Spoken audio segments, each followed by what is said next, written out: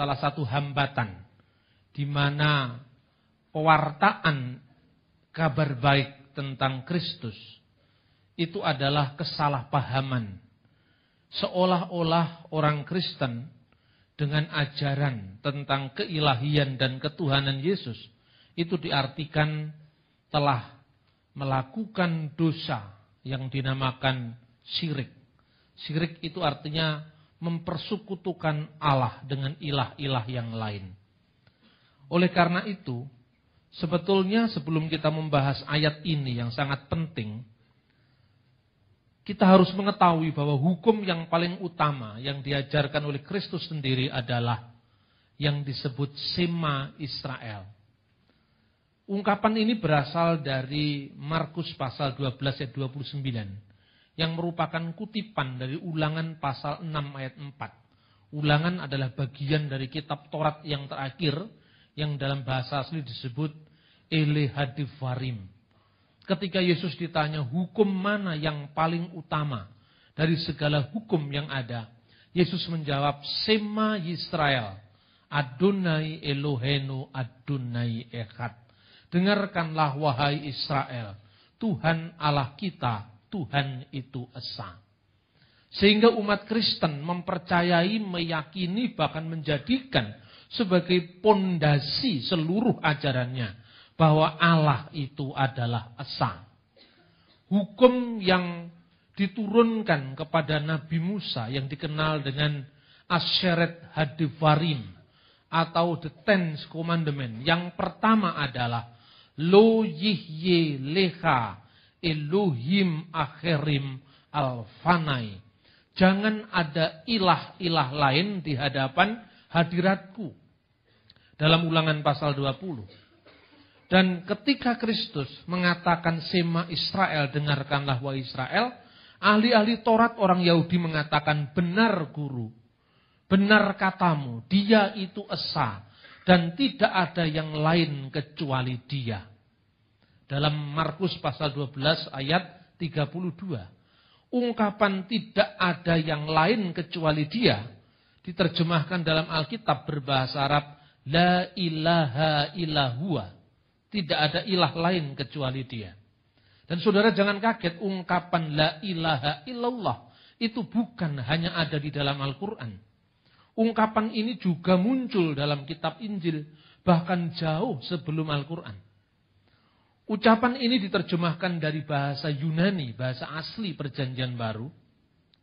Terdapat dalam 1 Korintus pasal 8 ayat 4, Audeis Theos Eimiheis, yang diterjemahkan di dalam bahasa Arab, La ilaha illallah, tidak ada ilah selain Allah.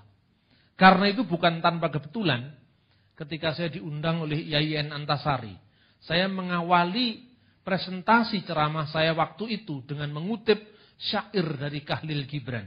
Khalil Gibran adalah seorang penyair Libanon. Dia mengatakan, Kul la ilaha illallah wa la say'an illallah wa kun masihiyan. Katakanlah la ilaha illallah. Tidak ada ilah kecuali Allah. Dan katakanlah tidak ada sesuatu pun kecuali Allah. Dan jadilah kamu pengikut Kristus. Mereka kaget karena Khalil Gibran itu disangka Muslim. Karena orang Arab. Padahal Khalil Gibran adalah seorang penyair Kristen dari Libanon. Kita lupa bahwa sebenarnya terjadi pemetaan yang oversimplicity. Seolah-olah Arab itu Islam, Barat itu Kristen. Padahal tidak seperti itu. Nah akibatnya ketika orang Kristen disalahpahami. Seolah-olah dengan ajaran Tritunggal, Bapa, Putra, dan Roh Kudus. Itu dipahami bahwa Allah itu tiga, maka di sini terjadi kebuntuan bahasa teologis. Karena bahasa kita tidak sambung. Kita terlalu asik dengan aliran-aliran Kristen. Protestan mengkritik Katolik, mencari salahnya Katolik.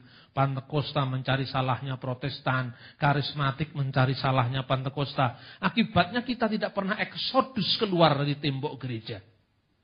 Akibatnya yang terjadi, orang Kristen paling hobi mencari kesalahan gereja orang lain.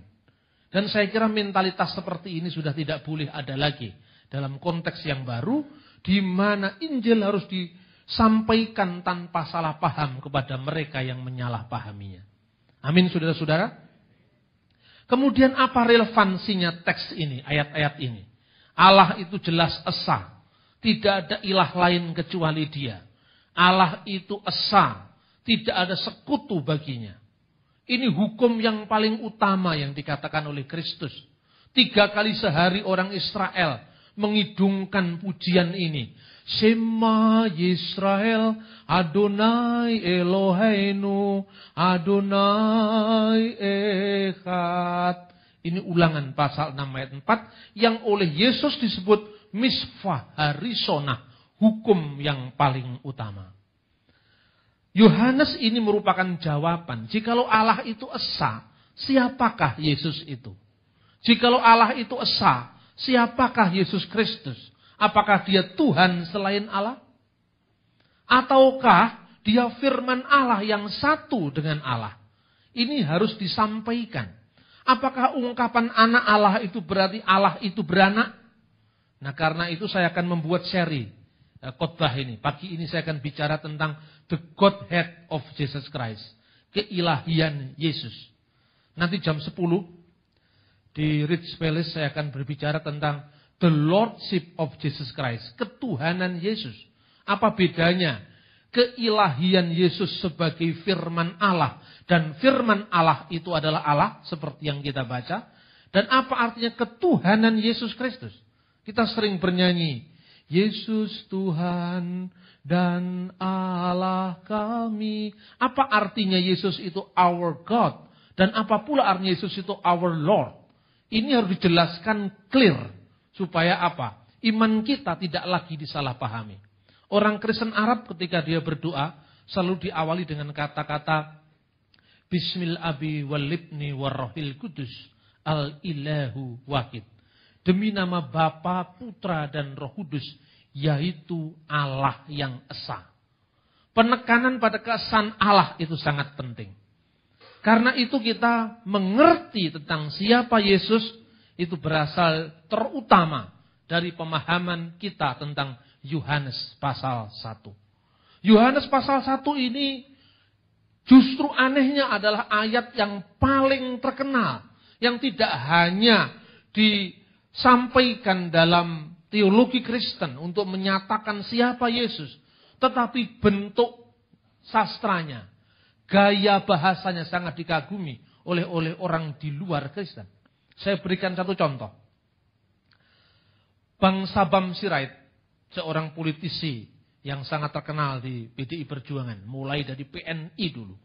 Orang yang cukup dekat dengan Bung Karno. Tokoh Bung Karno adalah tokoh non-Kristen. Salah seorang founding father di negara ini. Yang hafal di luar kepala. Injil Yohanes pasal 1 ayat 1 sampai 18 dalam bahasa Belanda. Ini luar biasa. Saya menulis satu buku ini, buku yang diterbitkan tahun 2000. Yang diberi kata pengantar oleh Abdurrahman Wahid waktu itu presiden. Dan diberikan pengantar oleh tokoh-tokoh lintas agama di Indonesia. Saya mau tunjukkan bahwa ternyata Bung Karno yang non-Kristen itu lebih banyak menghafal ayat-ayat Injil. Bahkan seringkali dalam pidato-pidato beliau diawali dengan ungkapan In the beginning was the word. Pada mulanya adalah kata. Pada mulanya adalah firman. Tokoh yang kedua adalah ketua PBNU sekarang. Bapak Profesor Dr. Kiai Haji Said Agil Siraj. Yang memberi kata pengantar pada buku saya Menuju Dialog Teologis Kristen Islam. Yang diterbitkan oleh Yayasan Andi. Beliau hafal di luar kepala. Yohanes pasal 1 ayat 1 sampai 14 dalam bahasa Arab. Ini luar biasa. Saya menjadi malu ketika orang Kristen tidak hafal Alkitab. Suatu saat 10 tahun lalu saya diundang oleh Gus Dur. Nah, ketika Pak Agil menyambut saya, dia pamerkan apa itu hafalannya terhadap ayat-ayat Injil Yohanes. Maka saya pun akhirnya juga hafal dengan Injil itu di dalam bahasa Arab. Dan memang teks Injil ini dalam bahasa Arab sangat mirip dengan kesaksian Quran tentang siapakah Isa. Dalam Al-Quran, Yesus disebut sebagai kalimatullah, firman Allah. Atau kalimati minhu, firman dari dia. atau kalimati minallah, firman dari Allah. Di dalam ayat Injil ini disebutkan dalam teks bahasa Arab, fil badi'il kanal kalimah wal kalimatu kana indallah wa kana kalimatullah. Pada mulanya adalah firman, dan firman itu bersama-sama dengan Allah, dan firman itu adalah Allah. Bahwa ada perbedaan tafsir antara Kristen dan Islam, itu bukan wilayah kita yang kita bahas. Tetapi artinya begitu populernya tokoh Isa Al-Masih yang disebut kalimatullah itu dalam kedua agama. Kita tidak usah mencampuri agama orang, tapi kita akan membahas dari iman Kristen sendiri. Kenapa Yesus itu disebut firman Allah? Ironisnya karena banyak orang Kristen yang tidak memahami ayat ini. Justru teks ini disamakan aja dengan gelar-gelar Yesus. Yesus terang dunia. Yesus itu adalah air yang hidup. Yesus itu roti yang turun dari surga. Itu adalah gelar-gelarnya Yesus. Tetapi Injil Yohanes, penegasan bahwa Yesus adalah firman, bukan sekedar gelar Yesus. Tetapi itu adalah hakikat dari Yesus Kristus. Karena banyak sekali juga terjemahan-terjemahan kitab suci yang kurang pas. Misalnya The Living Bible menerjemahkan in the beginning was the Christ. Pada mulanya adalah Kristus. Ini salah. Karena Kristus itu gelar. Dia yang diurapi itu Kristus. Tetapi firman itu bukan sekedar gelarnya Yesus. Firman itu identitas siapa Yesus sebelum dia datang ke dunia. Kalau kita menganggap bahwa firman itu hanya gelar, kita sama dengan saksi Yehova. Yesus itu bergelar firman Allah. Karena kemana-mana membawa firman, memberitakan firman, maka disebut firman Allah. Apa bedanya ketika orang mengatakan, si tukang bakso, karena kemana-mana bawaannya jualan bakso, maka disebut si tukang bakso. Jadi itu hanya gelar. Tetapi firman di sini bukan gelar. Apa buktinya? Ayat 3 mengatakan, segala sesuatu dijadikan oleh Dia. Dan tanpa Dia tidak ada sesuatu pun yang jadi dari segala yang telah dijadikan. Segala sesuatu dijadikan oleh firman Allah. Segala sesuatu ini Allah menjadikan dengan jadilah terang, maka terang itu jadi. Itulah ajaran Tritunggal. Pada mulanya Allah menciptakan langit dan bumi. Ini bunyi kitab Taurat pembukaan. Kejadian atau Bereshit 1 ayat 1. Bereshit bara Elohim et hasamayim ve et haaret. Pada mulanya Allah menciptakan langit dan bumi. Ve haaret hayetah tohu wa bohu. Dan bumi itu belum berbentuk dan kosong. Ve hosek alfenetehom. Dan kegelapan menutupi samudra raya. Ve ruah Elohim dan roh Allah merakefet alfenehamayim. Melayang-layang di atas permukaan air. Allah menciptakan. Roh Allah melayang-layang memberi hidup pada ciptaan.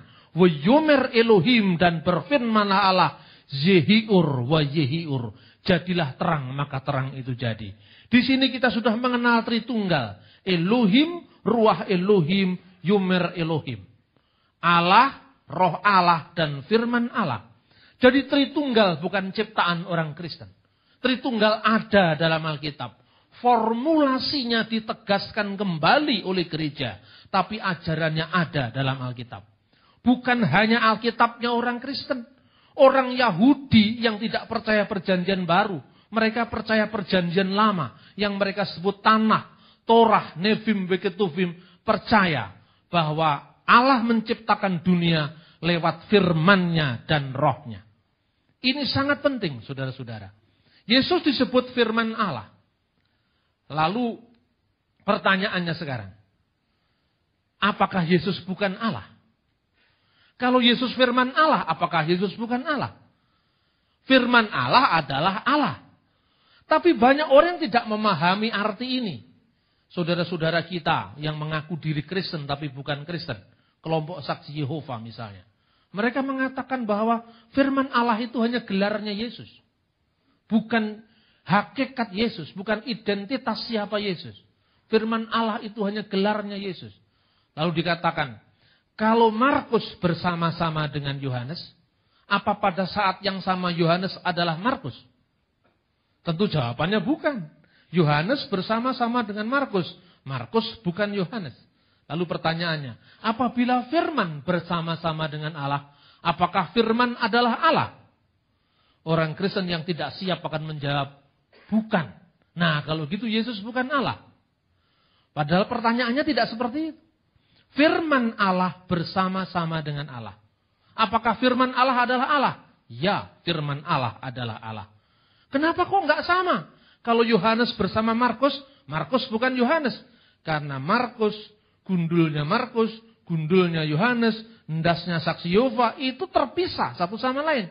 Karena manusia, benda, semua terikat oleh ruang dan waktu. Tetapi kalau Allah, dengan firman-Nya sekarang. Allah beserta dengan orang yang sabar.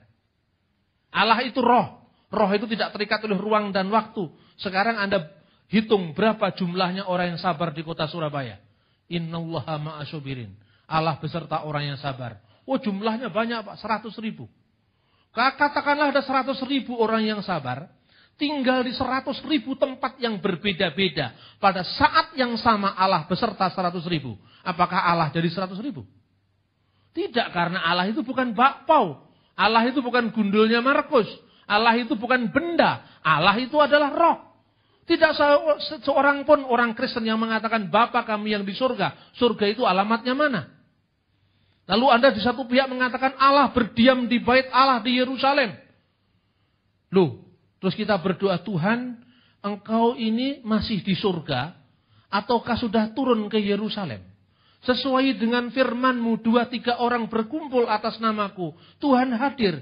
Lihatlah Tuhan, saya sudah berkumpul di Embong Sawu. Lebih daripada 200 orang. Kapan Engkau hadir? Berapa jam lagi perjalanan dari Yerusalem ke Embong Sawu? Ini orang yang otaknya perlu diperiksakan. Benar apa tidak? Karena memahami Allah secara salah. Nah, ini pula saudara-saudara kita prihatin dengan banyaknya penyesatan-penyesatan yang dilakukan oleh saksi Yehova. Saya katakan misalnya, firman bersama-sama dengan Allah. Dan firman dengan Allah itu tidak ada yang dahulu, tidak ada yang kemudian. Karena itu Alkitab mengatakan NRK pada mulanya, in the beginning. Pertanyaan yang paling mudah dikatakan, Allah dengan firman Allah duluan mana adanya? Kalau dijawab, itu duluan Allah. Berarti Allah keberadaannya, eksistensinya sudah ada. Firman-Nya belum ada. Pertanyaannya berarti Allah pernah ada. Allah pernah ada, keberadaannya, eksistensinya tanpa sang firman. Karena firman-Nya belum ada. Apakah Allah pernah bisu berarti? Tidak kan? Oh, berarti kalau gitu lebih dulu mana Allah dengan firman-Nya? Kalau dijawab, lebih dulu firman-Nya. Firman-Nya siapa? Kalau firman Allah itu adalah firman-Nya Allah, ya automatically firman Allah dan Allah sama-sama kekal. Allah dengan roh Allah lebih dulu mana adanya? Kalau dijawab lebih dulu Allah, berarti Allah sudah ada eksistensinya, keberadaannya, firman-Nya belum ada. Berarti Allah pernah ada tanpa firman-Nya. Berarti Allah pernah ada tanpa rohnya. Apakah Allah pernah almarhum? Kan tidak. Kalau dikatakan lebih dulu rohnya. Lah rohnya siapa? Roh Allah itu ya rohnya Allah. Ya Allah itu sendiri. Maka Bapa, Putra dan Roh Kudus. Elohim, Ruah Elohim. Dafar Elohim. Allah, roh Allah, firman Allah adalah satu. Al-ilahu wahid. Kata orang Arab. Allah itu adalah esa. Ini jelas-jelas ditegaskan dalam Alkitab. Segala sesuatu dijadikan oleh Dia. Artinya oleh firman-Nya. Dan tanpa Dia, tanpa firman itu, tidak ada sesuatu pun yang telah jadi dari segala yang dijadikan. Tanpa firman itu tidak ada pun yang jadi dari segala yang telah dijadikan. Mazmur 33 ayat 6 mengatakan, oleh firman Tuhan langit dijadikan. Jadi langit dijadikan oleh firman Tuhan. Sekarang pertanyaannya, Yesus itu firman Allah. Jikalau Allah menciptakan dengan firman-Nya, Yesus itu ciptaan Allah apa bukan? Bukan.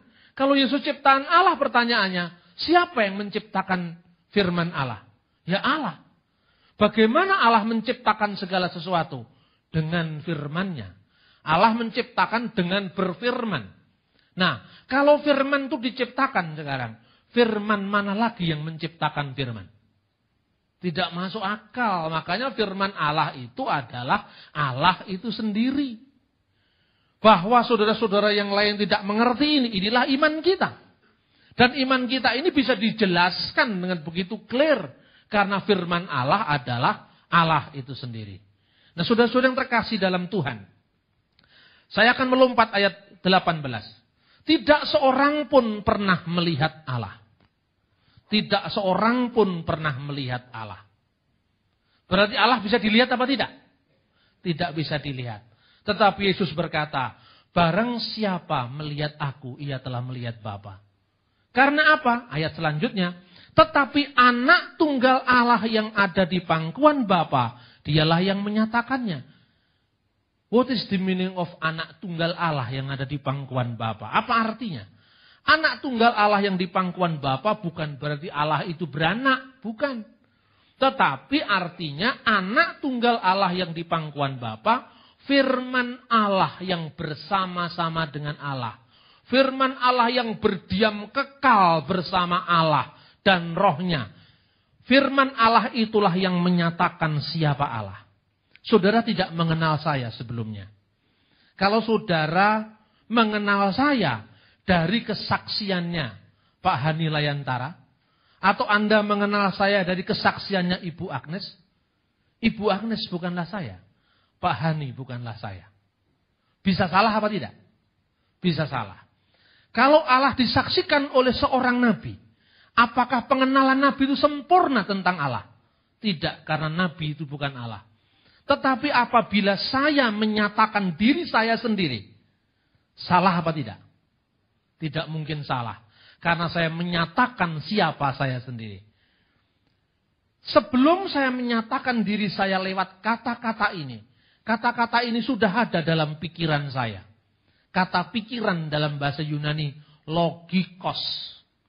Dan kata ini seakar dengan kata logos. Logos ini diterjemahkan firman. En arki en hologos. Ke hologos en prostonteon. Ke theos en hologos. Pada mulanya adalah firman. Dan firman itu bersama-sama dengan Allah. Dan firman itu adalah Allah. Logos itu the reason of God. Pikiran Allah. Logos itu adalah the word of God. Firman Allah. Logos itu the wisdom of God. Hikmat Allah. Hikmat Allah. Pikiran Allah. Firman Allah. Itu satu dengan Allah. Seperti satunya pikiran manusia. Dari manusia itu sendiri. Ketika saya menyatakan siapa diri saya bersaksi, saya menyatakan diri. Sebelum pikiran saya keluar jadi kata-kata, pikiran saya sudah ada dalam diri saya. Saya baru nonton satu video. Video itu terjadi berbagai macam seri. Yang katanya, iman Kristen itu sesungguhnya diambil dari agama-agama kafir, agama-agama pagan. Ajaran Tritunggal, Bapa, Putra, dan Roh Kudus itu diambil dari paganisme Mesir kuno. Di mana Isis, Osiris punya anak namanya Horus. Jadi Isis, Osiris itu adalah Bapa, Maria, dan kemudian Horus itu adalah Yesus. Nah, luar biasa enggak sekarang? Itu sering muncul di internet. Saya jawab, apa benar Tritunggal Kristen sama dengan Tritunggal berhala? Atau triteisme berhala, bukan Tritunggal. Isis menikah dengan Osiris. Melahirkan Horus. Sebelum Horus lahir, Horus ada apa tidak ada? Tidak ada. Setiap orang kelahirannya diawali waktu. Sebelum saya lahir, saya tidak ada. Tetapi pertanyaannya sekarang, sebelum firman Allah lahir, apakah firman Allah sudah ada? Sudah ada. Dia sudah ada sebelum Yohanes, itu yang dikatakan Yohanes. Itulah yang kumaksudkan ketika aku berkata, kemudian daripada aku akan datang dia yang mendahului aku. Sebab dia telah ada sebelum aku. Ini disebutkan di dalam ayat 15. Dia akan datang setelah aku secara manusia. Yesus lebih muda dari Yohanes. Ketika turun ke dunia, anaknya Maria ini dilahirkan setelah anaknya Elisabet. Betul? Tetapi sebelum aku, dia sudah ada. Sebagai firman Allah, Yesus itu Tuhannya Yohanes.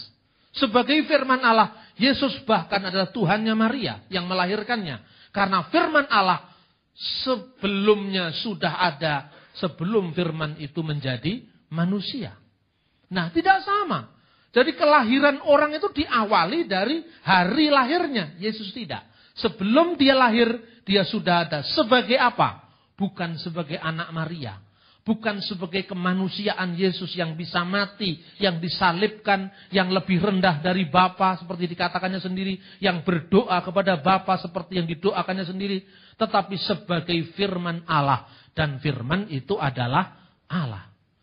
Saya kira tidak sulit dipahami ketika Yesus berkata, kalau Allah Bapamu, kamu pasti mengasihi aku. Yohanes pasal 8:42.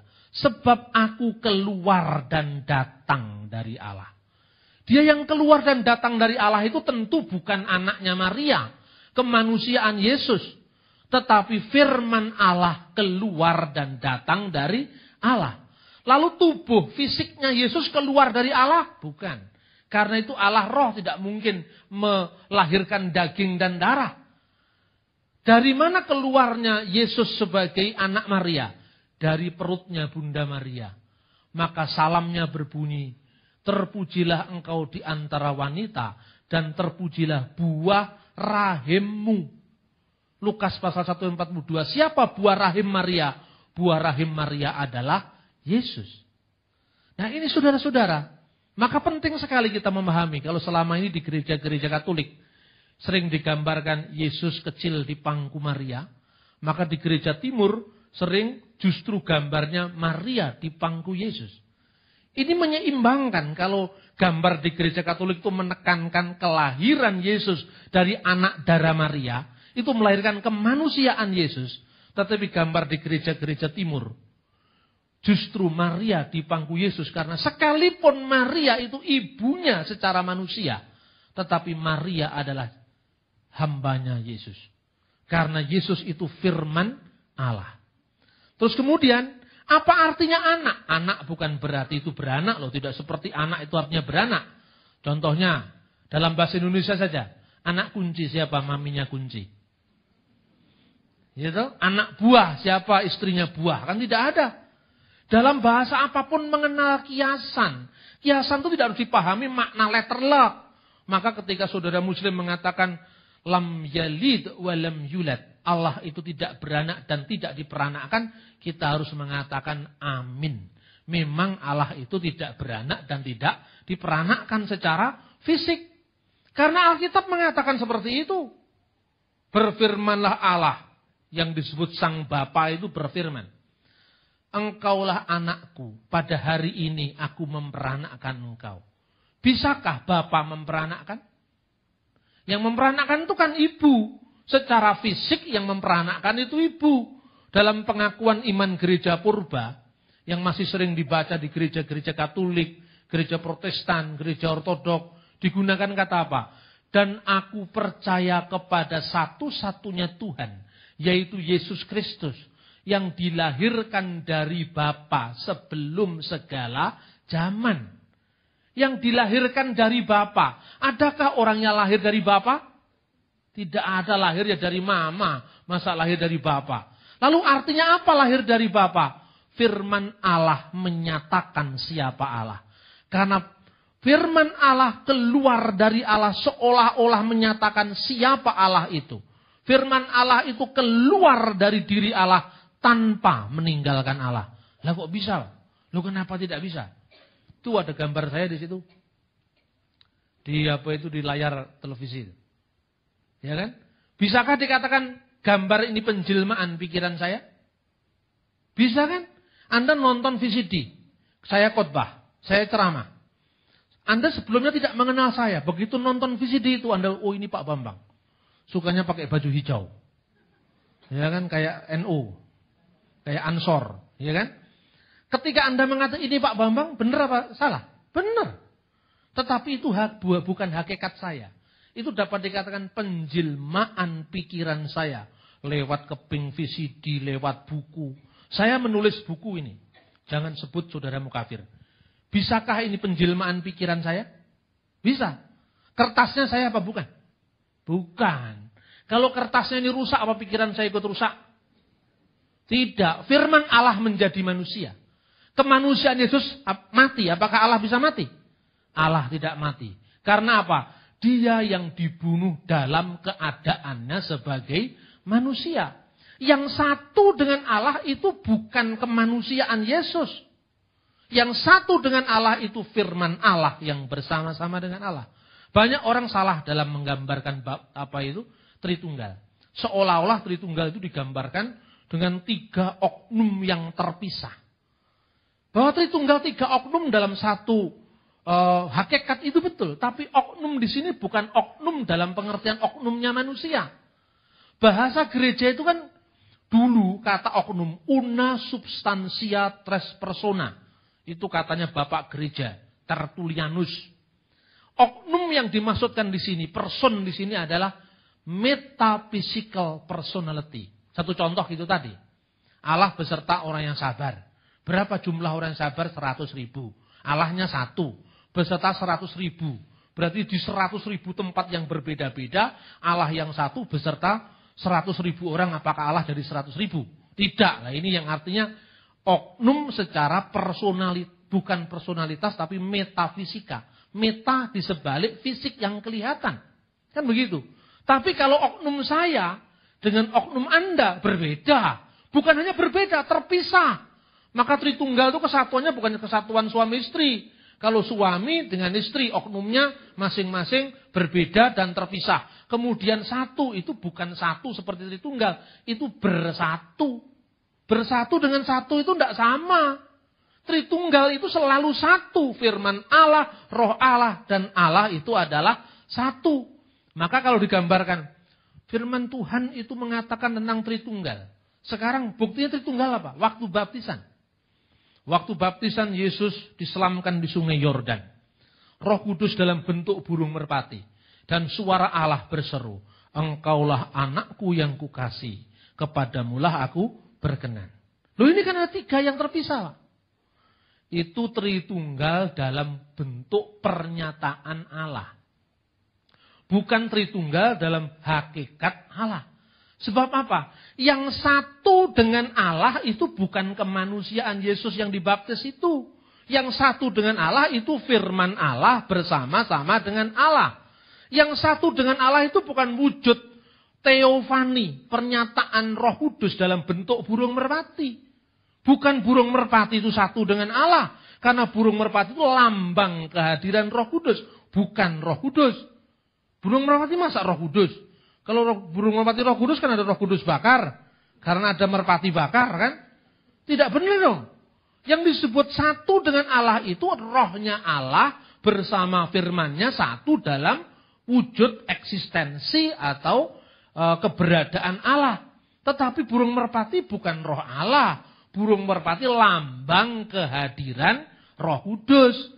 Dan Roh Kudus tidak hanya hadir dalam bentuk burung merpati. Dalam bentuk lidah-lidah api. Tidak berarti lidah api itu sama dengan Roh Kudus. Kalau lidah api sama dengan Roh Kudus kan ada orang kebakaran. Dikatakan Roh Kudus membakar rumah kan begitu. Yang satu dengan Allah itu firman Allah dan roh Allah. Buku saya tidak satu dengan saya. Tapi pikiran saya yang terjemahkan dalam buku ini satu dengan saya. Ketika pikiran saya rusak,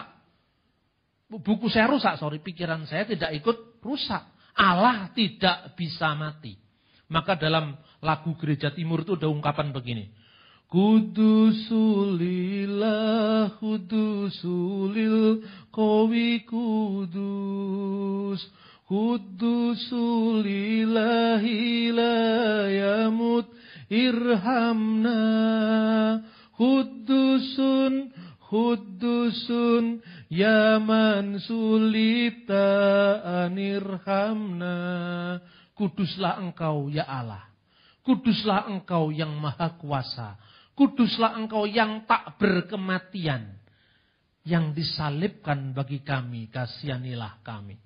Dia yang tak berkematian disalibkan bagi kami. Loh, bagaimana itu? Dia yang tak berkematian mati bagi kami. Dia yang tak berkematian, yaitu firman Allah yang tidak bisa mati. Sedemikian rupa telah menjadi manusia dan kemanusiaan sang firman itu mati bagi kita. Orang zaman dulu berteologi itu dengan nyanyian. Jadi kalau kita menyanyi itu sama dengan berteologi. Sayangnya sekarang, gereja-gereja sekarang ini, kalau nyanyi itu isinya lagu-lagu tentang berkat. Kalau soal, wah itu, mau di sana, itu paling buanter nyanyinya itu. Kan begitu kan? Tapi lagu-lagu yang berisi pengajaran tidak banyak. Padahal justru ketika Anda menyanyi, ditonton orang, didengar orang, itu sama dengan mengajar. Kalau misalnya saya suatu saat diundang oleh Gus Dur untuk doa bersama. Ketika doa bersama saya mengawali dengan lagu pujian dalam bahasa Arab. Lalu saya berdoa dengan awal begini.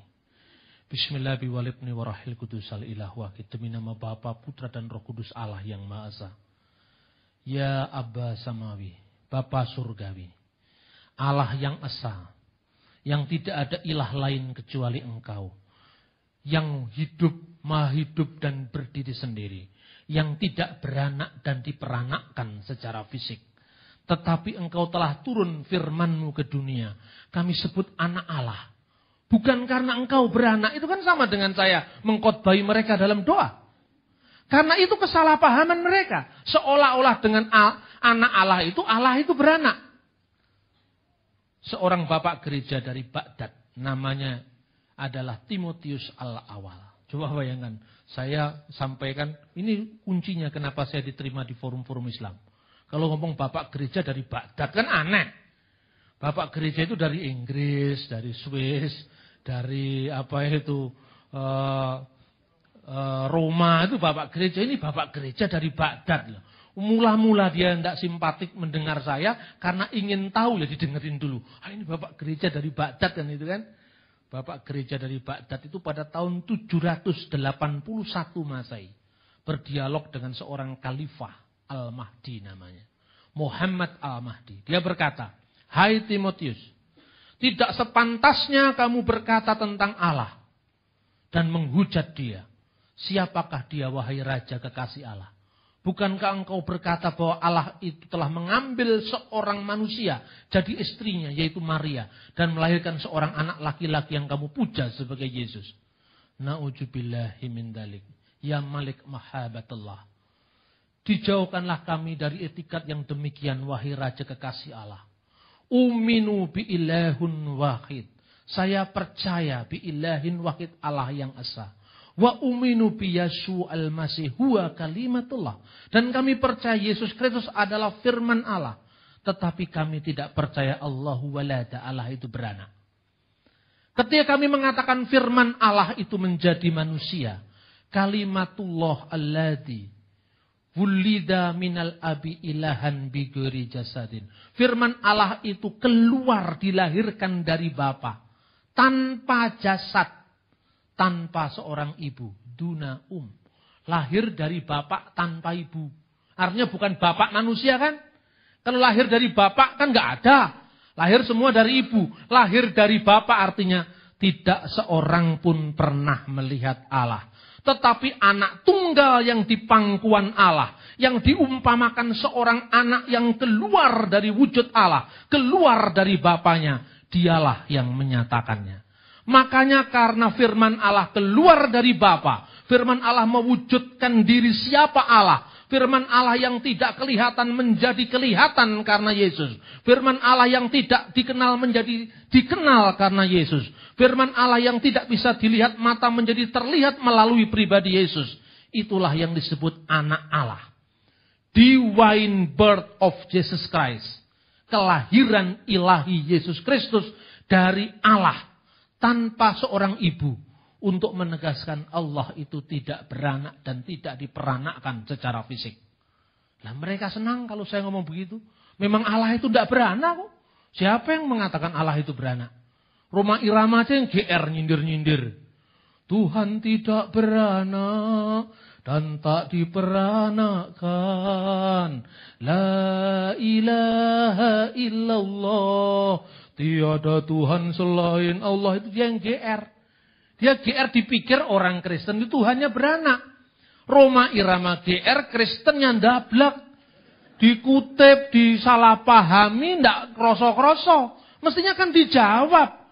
Hei, Bung Haji, siapa yang mengatakan Tuhan beranak? Sampean sendiri yang punya pikiran seperti itu. Tuhan itu memang tidak beranak. Ini betapa pentingnya kita menjelaskan iman kita yang disalahpahami. Suatu saat saya menulis di majalah Gloria. Majalah Gloria itu kan miliknya Jawa Pos. Jadi kalau ada orang-orang Kristen yang masuk Islam dimuat di majalah Nurani. Tabloid Nurani miliknya Jawa Pos. Kebalikannya, kalau ada orang Islam jadi Kristen dimuat di majalah Gloria. Gloria miliknya Jawa Pos, yang menang Jawa Pos Dahlan Iskan.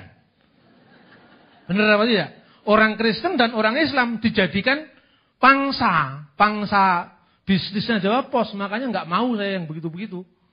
Ya kan, kita terjebak dalam itu yang namanya mekanisme pasar itu namanya. Nah, ketika itu saya justru menulis, judulnya itu adalah Allah tidak beranak dan tidak diperanakan. Itu tahun 2005 ketika saya pulang dari Mesir. Kemudian pada saat Gloria itu selalu muncul di penerbitan, selalu diiklankan oleh Jawa Pos.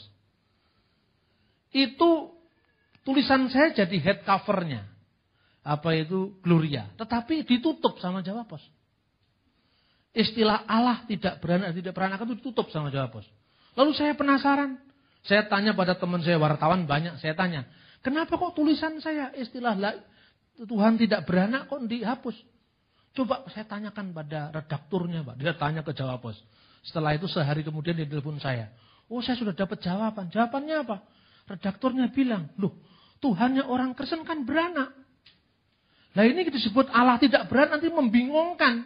Karena Tuhannya orang Kristen kan beranak. Coba bayangkan.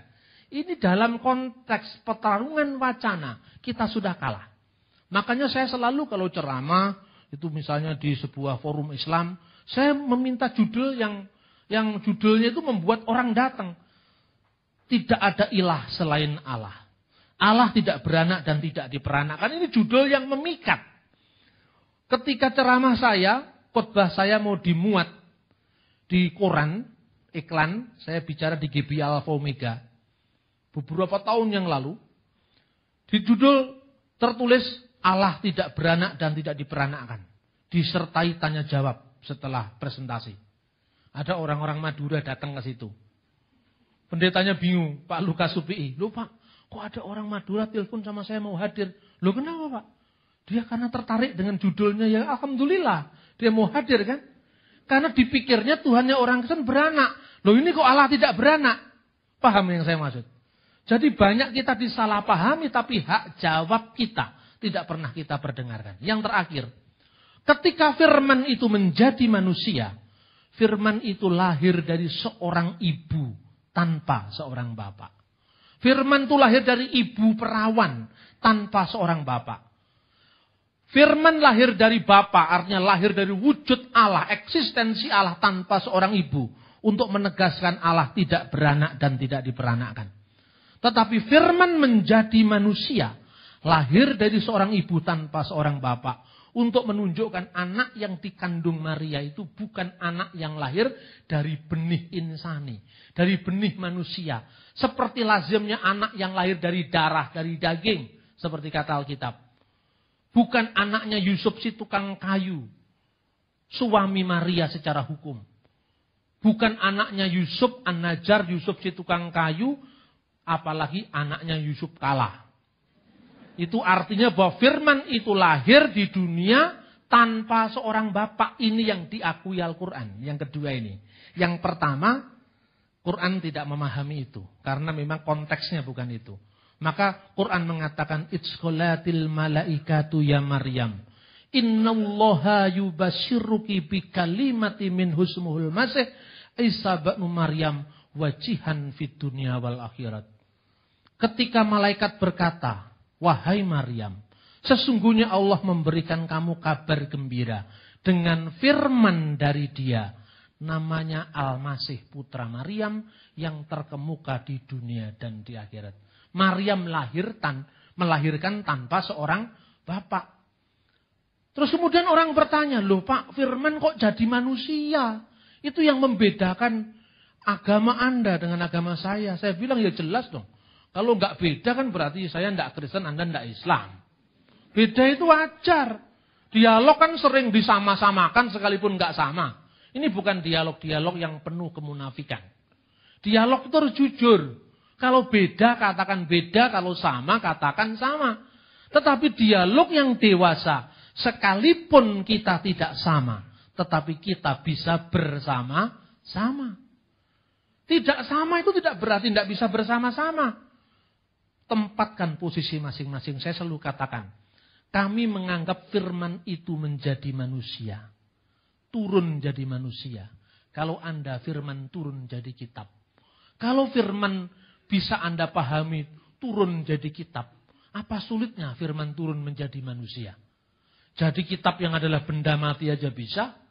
Kenapa jadi manusia tidak bisa? Karena manusia adalah ciptaan Allah yang teragung di dunia.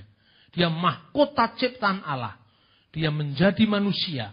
Mengembalikan manusia dari kejatuhannya. Supaya diangkat dalam martabat ilahi. Siapa yang percaya kepada anak tunggal Allah. Akan menjadi anak-anak Allah. Kiranya firman ini semakin memperkuat iman kita. Meneguhkan iman kita dalam kita mengiring Dia. Tidak ada yang mustahil bagi Allah.